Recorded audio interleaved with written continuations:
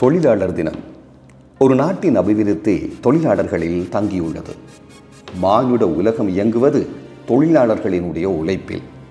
அந்த உழைப்பு காலம், நேரம், தகுதி பாராது எல்லா இடங்களிலும் பிரயோகிக்கப்படுகிறது.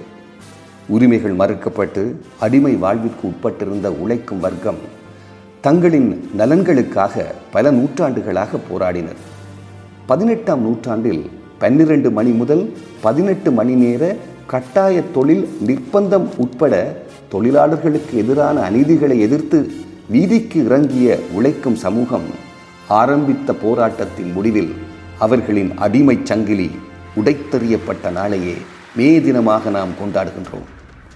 உலகம் முழுவதிலும் மே மாதம் 1ஆம் திகதி தொழிலாளர் தினம் கொண்டாடப்படுகிறது. உழைக்கும் வர்க்கத்தை போற்றும் வகையில் அன்றைய தினம் அரசியல் சமூகத்தினால் தொழிலாளர்களுக்கென கூட்டங்களும் மேடை பேச்சுகளும் நடத்தப்பட்டு தொழிலாளர்களின் ஒற்றுமை, பலம், அர்ப்பணிப்பு என்பன குறித்து பேசப்படுகிறது.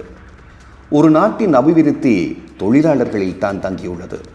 உழைக்கும் வர்க்கத்தை கௌரவப்படுத்துவதில் சில சமூகம் அக்கறை கொள்வதே இல்லை. இதற்கு நமது நாட்டில் உள்ள சிறந்த உதாரணம் மலையக தோட்ட தொழிலாளர்கள். சாதாரண அடிப்படை சம்பளத்தை கூட தமது ஜீவனோபாயத்திற்கு ஏற்ற வகையில் பெற முடியாத துர்ப்பாக்கிய நிலைக்கு அவர்கள் தள்ளப்பட்டுள்ளனர். இதுபோன்று இன்று நேற்று அல்ல, காலம் காலமாக இடம்பெறுவது பெரும் அவலமாகும். தோட்ட தொழிலாளர்களை கொண்டு தமது பொருளாதாரத்தை பலப்படுத்தும் முதலாளிமார் உட்பட அரசாங்கம் ஏன் தமது பொருளாதாரத்தின் அத்திவாரத்தை பலப்படுத்த தவறியிருக்கின்றனர்?